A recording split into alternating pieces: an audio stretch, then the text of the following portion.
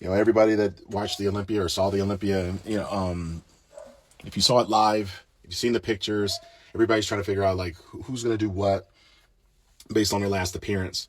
And that's what makes the Arnold Classic really special, is the fact that everybody is vying for that first place. And then there's some people that aren't doing the Arnold Classic that normally would do the Olympia. So you always have that part. Of course, I said that this is Ask Me Anything, so I'm going to do my best into asking you guys anything. Try to get outside.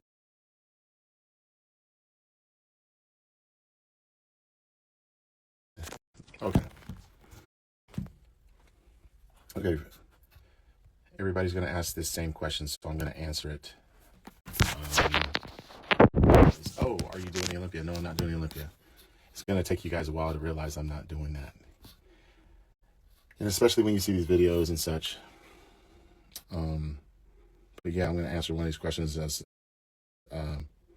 said, what was your morning breakfast? Well, this morning, I wake up every morning. I try to get a bunch of water in, stay hydrated. And then I had lemon water this morning with some honey. And then I ended up having a protein shake, had 60 grams of whey protein. And then, my allergies are killing me.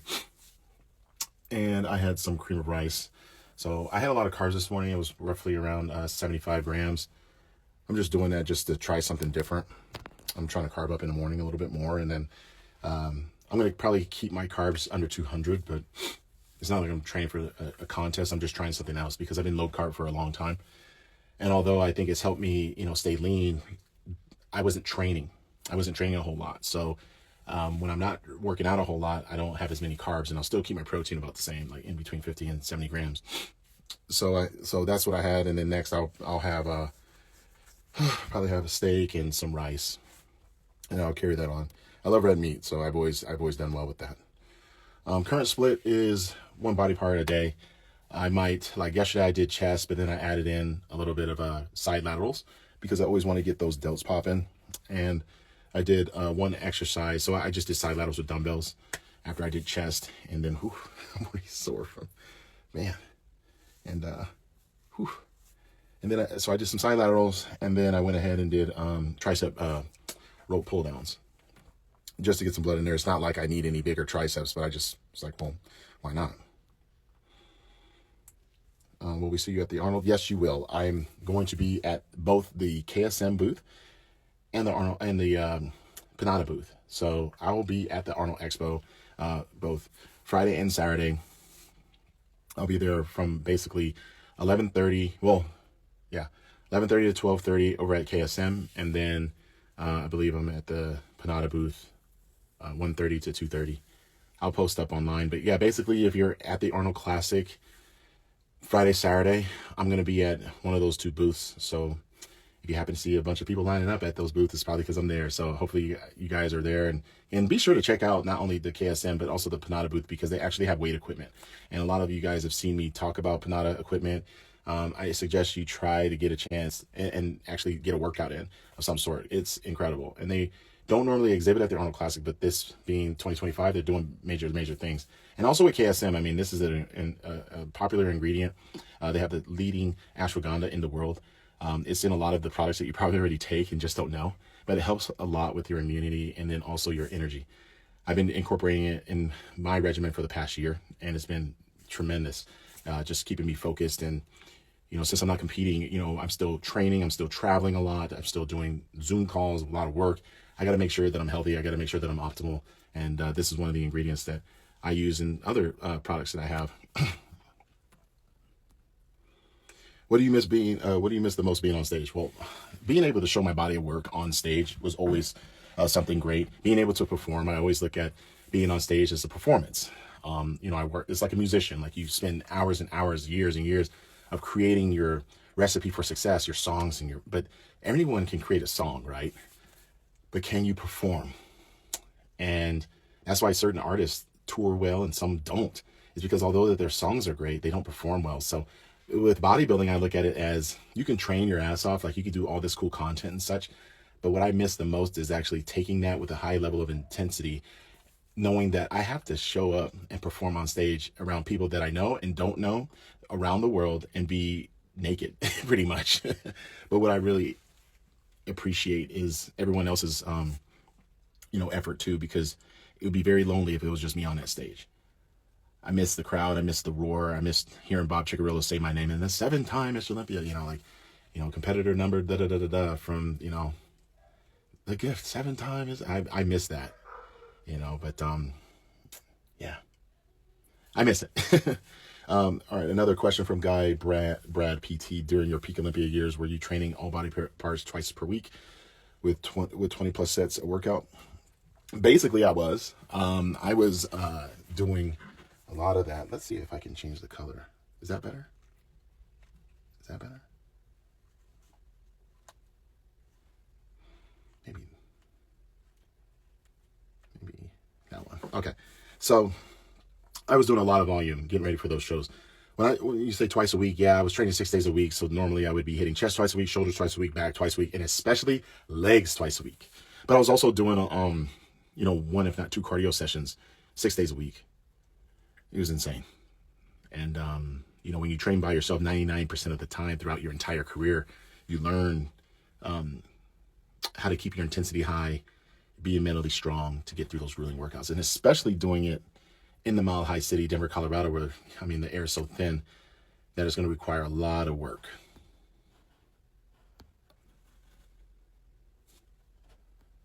One guy says, can I get fat of eating too many calories?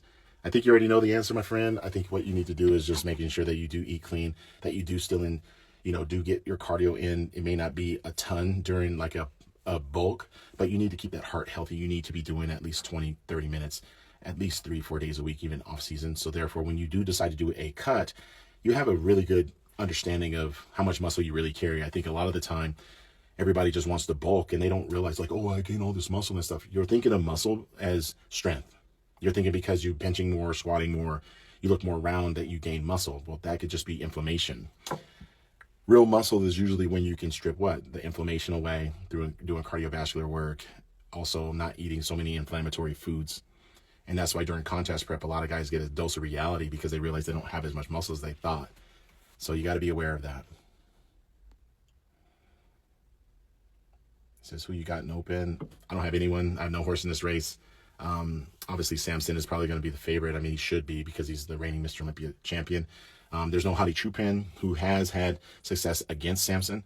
But there is Derek Lunsford. There is Andrew Jack. There are other competitors. There's a Brandon Curry out there too, So in my opinion, no one is unbeatable in this sport right now. There's not an individual who I believe that is unbeatable. And they're here to prove me wrong. And I'm all for it. And they know I respect them when I say that. And that's to keep them motivated, if they not already are.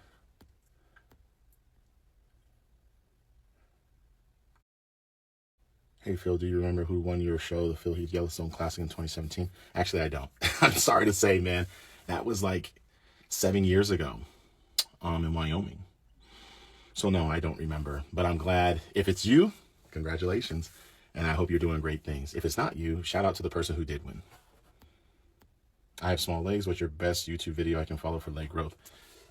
Excuse me. There's a few workouts out there, on YouTube that have me talking about it, but I'm going to upload some new ones that you'll be able to see step by step. Also, I was having a question, like, what is your take on legs training? Are you the type of person that does just a little bit of volume? Because in my opinion, like I was just mentioning earlier, is that, I was doing legs twice a week, even with cardio. So if you have small legs, you got to make sure that you're willing to train them twice a week. Like, you have to. If I was to tell you guys to train chest twice a week, you'd be like, hell yeah, let's go. Like, let's do this shit. But when I say, oh, you got to do, crazy squats and leg presses and lunges and hacks and, yada, yada, yada, you'd be like, I don't know about all that. So, I'll create some newer YouTube videos. I do have some older ones that are archived that I'll upload. But that's why also I got some really cool workouts on philfit.com. You be sure to check out my link in my bio and on my IG. I have 12 weeks of workouts already there to help guys like you get what you need. And then I also offer one-on-one coaching. So if you run into any snags, that's where you hit my line and I actually help you draw out that blueprint. So then you don't have to spin your wheels going on a hamster wheel, going nowhere fast. So Be sure to check out that link in bio. I really think that the love that I bring to that conversation is high. A lot of the guys that I speak to always say that. They know I'm excited for you. They know that I'm here to deliver, and I want to make sure that you get that. So check that out.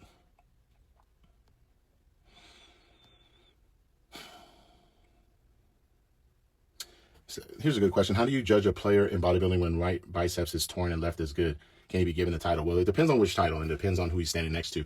If you're standing next to a person, so let's say, okay, you got good arms, right? Like if my arms are banging and you have a torn bicep, it's going to be freaking tough, right?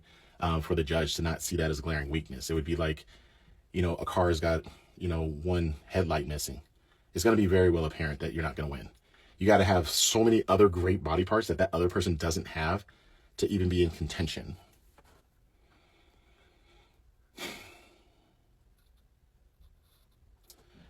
Mickelson AVT Drones. This says, what's up, big homie? Yo, what advice do you give men over 45 trying to stay swole? Appreciate you, bro. So, number one, you got to make sure you're getting that blood work done. Number two, you got to make sure that you're able to do a food diary and look at it after, if not 2 weeks, and say this makes sense.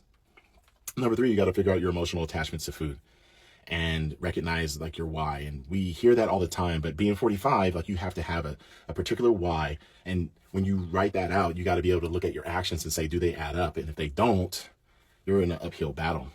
Now, that's part of my advice. The other advice is to get training that actually means something, to actually work with someone like myself that actually can guide you through that. We are the same age, and I've still been able to stay lean, and still, like, if I choose to, I could gain 20 pounds if I want. And that's even still staying on TRT dosages. It's just me increasing my food and my training frequency. I've managed to do that throughout my career of making sure that I can do more with less. I advise you to do the same, but it always starts with the blood work. You don't know what you don't know. And then you also got to figure out what your food intake is and how you go about that. Do you smoke? Do you drink? Like, how do you handle stress? All these things freaking matter. So when you're talking about staying swole, we got to break down like every minute detail. And obviously I can't just do that here on this slide. We'd have to take that offline. So be sure to hit up philfit.com. The link is in the bio. We can get on a live chat and discuss more. Are you in the gym or somewhere? This is my house, actually. Well, this is inside my house. So yeah, this is, yeah. So, let me see some more.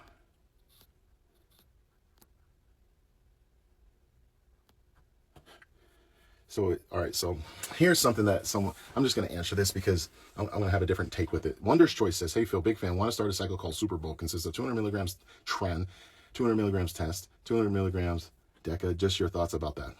No. Because here's the thing. You think that you probably already know what you need to do with regards to your training and your diet and such. Your question is, what kind of drugs do you need to take? Number one, I don't know what you look like. Number two, I don't know what your blood work says. Number three, I think you're going about this the wrong way. So that's my thoughts about it. I think that if you look at it from a Dragon Ball cartoon perspective, what does your base form look like? How do you train in the base form? How do you, look at food? How do you stay consistent? Are you the type of guy that can only go train when they're on gear? If you're that type of person, then ain't nothing going to help you. And to be honest, the cycle, like I have other thoughts about it, but I won't share them here. What I will say is that I hope that you're not super young, because I'm seeing a lot more younger people just dive right into this instead of understanding the fundamentals of bodybuilding. So I wish you all the best.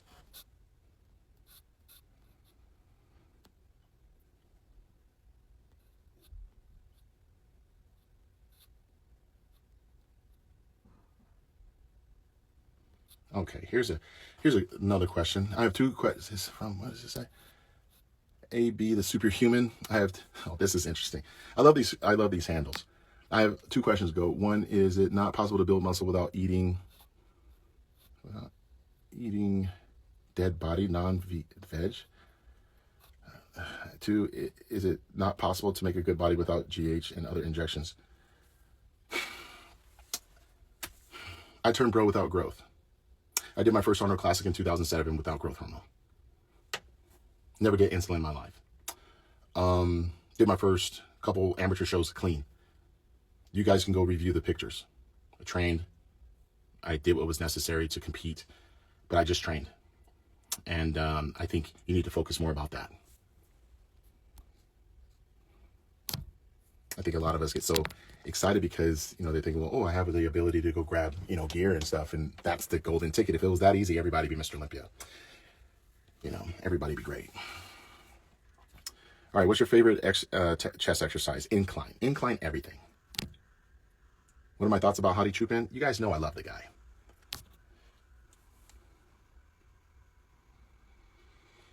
So you got 2 bicep tendon ruptures, both arms. What can I do to prevent further injuries? I mean, I'm speaking from love, brother. You got to figure out what you did in the first place to get those injuries. You got to really think about how did that happen? The peptides that you mentioned are definitely great ones to go about, but you had 2 bicep ruptures. I'm assuming that they had at different moments in time, or if they happened at the same time. You gotta have a different method to your madness. You're gonna have to spend more time in the recovery room, understanding how to produce more blood flow to those areas without just training. We're talking about Insta machines. We're talking about dry needling. We're talking about acupuncture. We're talking about red light therapy. We're talking about cryo. We're talking about a lot of different modalities that a lot of you guys don't use. So, I think that's a start. Oh, basketball question. Well, there's 2 questions. One, I'll get to the basketball question. What are my thoughts on Luka in LA? I think it's great. I have my opinions as to why he should be there. I think it's interesting that LeBron does pick certain people, and I could be wrong, but it just seems like him just picking out super teams. I don't like it, but I can respect it because he's just trying to do the best that he can do to stay in that winning conversation. Luka in LA, I love the commercial that Jordan Brand did with him. It was freaking dope. And Luka can play really well in that environment. So. And that's what LA is about. They need the top people, bringing that excitement. So I like that. Trying to see some of the other questions. Oh, what do you think that bodybuilders suffer the most? It says, man, you guys are throwing in a lot of questions, which is dope. Man, I was trying to answer one of them and then it just disappeared because you guys are just getting after it. One of the questions was, why did I stop competing? I stopped competing because it's not that I didn't have love for it. It was just that I needed to do other things. So that's why I did it. I want to share with you guys. All right. So I want to share with something that I was talking about yesterday. And if you guys saw my stories, I thought it was, a lot of people want to talk about dream killer mentality and then also how do they get through different levels of adversity. And the biggest thing that I've noticed, as I'm sweating my ass off right now, is how do you speak to yourself? The reality that you're in is predicated on the decisions that you did or did not make. So accountability has to be number 1. Number 2 has to be responsibility. And those are 2 major words that I think a lot of us don't focus heavily on. We can acknowledge that hey, I've had something wrong that has happened. And D, I see you, brother. You're talking about self-sabotage. I'm gonna get into that right here. When you have a dream, you go after something, you go get hit with some bumps along the way, and you start shaming yourself, you start guilting yourself as to why you're currently in this situation. And it could be an unfavorable situation. With that said, think about every Rocky film, with the Matrix or Star Wars or whatever, there's always this hero's journey where they have this idea, they are presented with the opportunity to be great, they go for it, and they start seeing there's some glimmers of wow, this is actually, I'm onto something. And then they get their ass kicked. And really during that ass kicking is just to allow you a time out to reassess, to understand okay, I'm here, I got knocked down, I don't freaking like it, I'm pretty pissed, but what am I going to do about it? And am I going to do it through anger, frustration, or am I going to do it through self-love and understanding that this is just a level that I'm going to get through and it's going to promote me to a greater consciousness. You're going to get to a greater level of excellence, but a greater level of consciousness, greater level of awareness. So you got to understand that being still is great. It allows you to breathe. And we live in a society right now where we are fast. Everything's got to be fucking so fast that our world just gets so it gets very overwhelming.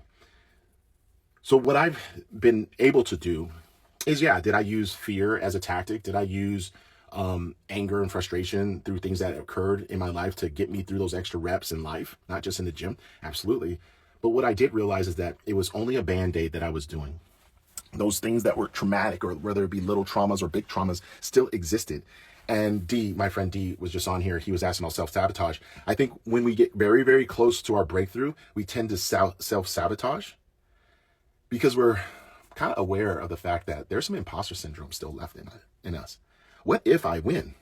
What kind of responsibilities am I going to have after I win something? After I get the promotion?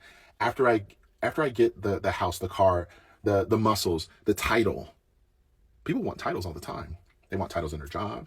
They want all this stuff. But I can tell you this, I think if we all close our eyes and we imagine like us getting that title, the one that we really, really want, there's going to be a little bit of anxiety that comes along with that because it's unfreaking known. Like, you don't know exactly the ins and outs to this stuff. If you're to be the president of your company, you don't know everything, and you have to be able to adapt to everything.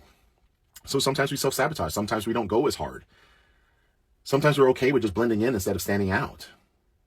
And I'm speaking to my brother D right now, like, bro, I know you, man. I've known you for over 20 years, man. Like, whatever you're going through, you got to make sure that you stand 10 toes down. You've come through so much adversity in your life, brother. And you're here. You have opportunity. You have people like me who support you from afar, that love you. You have people close to you that love you, that want to see you succeed. But here's the thing. You've got to want to succeed. You've got to understand, and this goes for everybody, you guys got to want this more than air itself. Like E.T. Eric Thomas would say, you got to want it more than breathing. But wait, I say it with the dream killer mentality. You've got to not just have the dreams, you have to have the actions that make those dreams come true. See, we just live in this hopeful society like, oh man, I hope for this, I hope for that. That is smoking on hopium your entire freaking life. We can't just stay in this place where we're hoping for things, because then when we're given opportunity, it's just like me when I did the 2010 Mr Olympia. I was ready. I was ready. Man, I was ready. At least I thought I was. Until there is me and Jay Cutler standing on that stage, and for one split second, I'm like, man, if Bob Chicarillo names me Mr. Olympia, I ain't ready for that. I literally had that whisper in my head. So if that's in my head when the opportunity arises, what was my frequency as I was building up these muscles and stuff? I was just building up the exterior. I wasn't dealing with the internal pressure. Asking myself a question like, what will it feel like? Not what will it look like? Not how much money I'll make, but what will it feel like when I win? Address those unknowns. Play that game theory in your mind, and I can guarantee you, once you can write it down and make it make sense over and over again, I think you'll have some repetition. Now, you'll be in a better situation to accept the reality of it, to accept the reality of the unknown, and be willing to what? Adapt. We're adaptable creatures. And I think a lot of the time we forget that because of how life has kicked our ass. But every time you got your ass beat, you got an opportunity to adapt, or you just stay the hell down.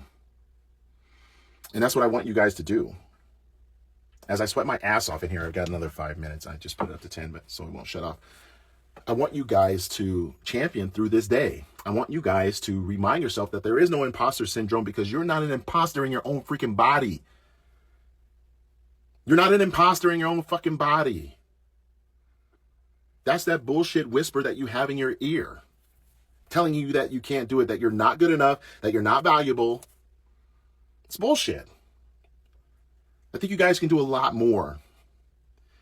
You just have to believe in doing more. You have to see it, and you have to, you got to like see it. You got to close your eyes. You got to see it when you're walking down the street. You got to like own that shit. Like I'm getting me a win today.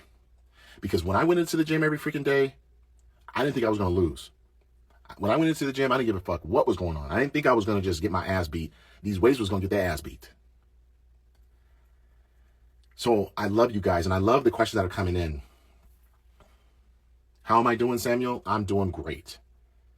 I feel like doing these sauna chats more, because I am freaking pumped for myself and for you guys. I want you guys to go after it, because I know in my life, when I've really gone after it, I had no regrets. Doesn't mean that I was winning everything. It didn't mean I was winning everything, but I didn't have any regrets, man. The question was, will I train some of you guys? I offer one-to-one coaching on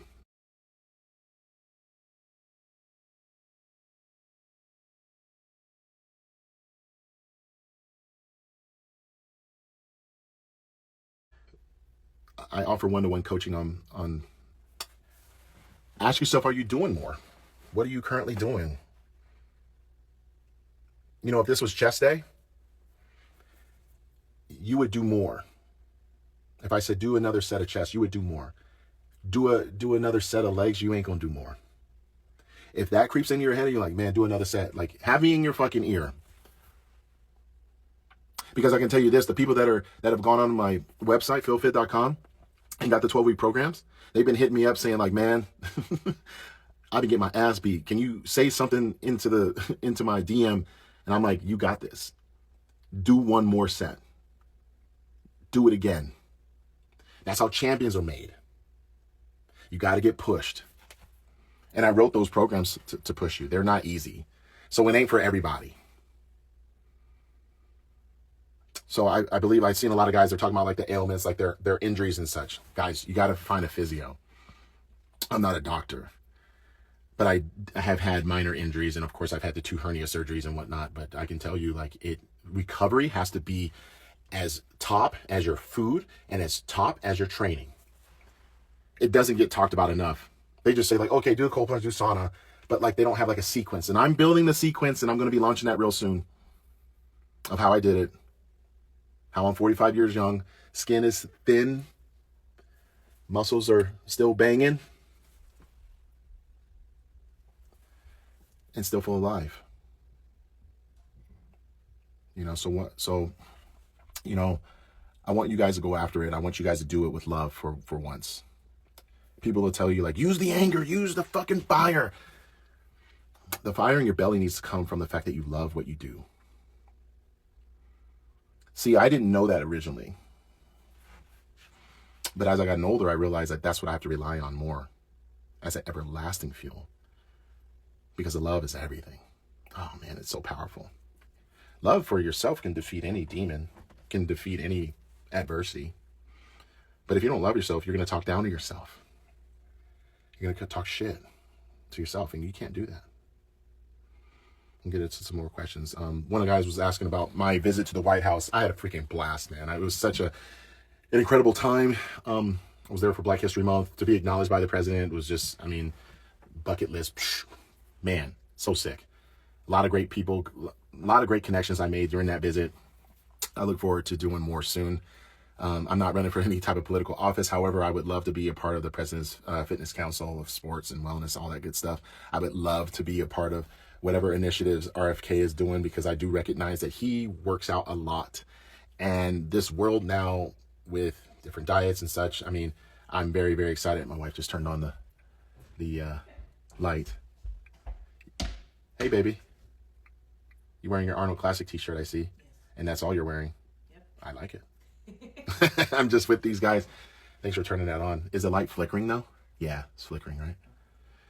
I literally have 6% on my phone. I got 4 minutes in here, so I'm going to wrap this up in a minute. How do I look? Are you getting jacked in the sauna? Am I getting swole? Yeah.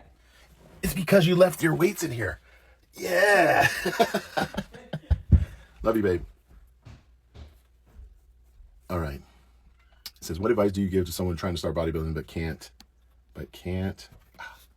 I'm trying to read these comments, man. You guys are the best, man. You guys are flooding my timeline so much that I can't even, I'm missing some of them. This guy says, please double biceps. I can't do it, dude. I hit like single biceps earlier.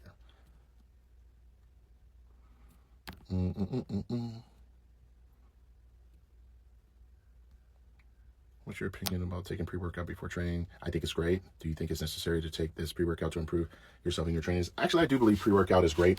The problem is, I think when you see like these pre-workouts, they keep, they're overstimulated. I think we got hooked on stems. So a lot of you guys, like anyone that's taking pre-workout that has over 300 milligrams in their pre, you got to ask yourself, like, what is your goal? Just to be stemmed out, or is it to get muscle? Because here's the thing, I don't believe, yes, I remember going to Kerry Case's show in England. Yes, I love Kerry Case. Anyone that knows Kerry Case in the UK, tell him I love him. Him and Jan are the greatest. But pre-workouts, I believe there was a study that showed like anything over 270, 275 milligrams of caffeine will become a constrictor So then you're trying to have a vasodilator with like the citrulline dimalates, like, you know, L-arginines, you know, the S7, sulfonyl-6. Shout out to Matt Nickerson with sulfonyl-6. That shit is powerful. But you cannot have these constrictors with a vasodilator and expect, like, what are you expecting? It almost sounds like two conflicting things. Now, I'm no chemist, but it just doesn't make sense. I would rather have a little bit less stim, more vasodilation, maybe add in something for on a nootropic level with creatine, with, you know, I'm going on and on. I might need to come out with my own shit. But yeah, I think a pre-workout is great. I think you just need to address, like, are you a powerlifter, strong man? Like, you're just doing 1 rep maxes. I think if you're doing that, maybe something that has more vasodilation you don't need to be doing. Maybe you need something that's more energy based.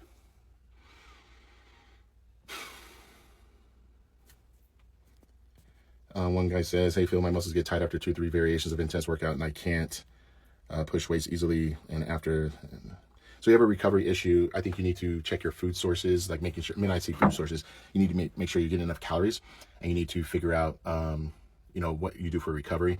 Sounds like you're also dehydrated. A lot of us don't drink enough water. Like, even for me, like, this is me in the sauna. It's an infrared sauna. Shout out to Sun Home. And yeah, I don't have any fucking water in here, and I didn't even ask my wife to go grab me some. So I'm in a way normal too. I make mistakes. One guy says, I'm newly retired from highly competitive swimming and I've been lifting intensely with failure training, but I'm seeing much progress. I'm not, well, going to failure training may not be what you need to do. I think you need to do, a call came in, my dry cleaning is ready. My suits are ready for the Arnold Classic. Or they messed them up. I'm hoping that they just have them ready. I think you need to, you know, work more 8 to 12 repetitions, a little bit more high volume, especially with you being a swimmer. I think it would be valuable. Hit the link in my bio. I got 12 weeks worth of workouts in there. It push notification right to your phone. It's easy peasy, but they're actually workouts that I wrote myself. So, and it's like $5 a month. Like, you gotta be kidding me if you can't afford that. I had to step out for a second. I had to make sure, because when that answer machine came in, lady was like, all right, your suits are ready. I'm like, man, it better be ready, because otherwise I didn't know what I was going to wear for the Arnold Classic. What's the best time to work out around a fast?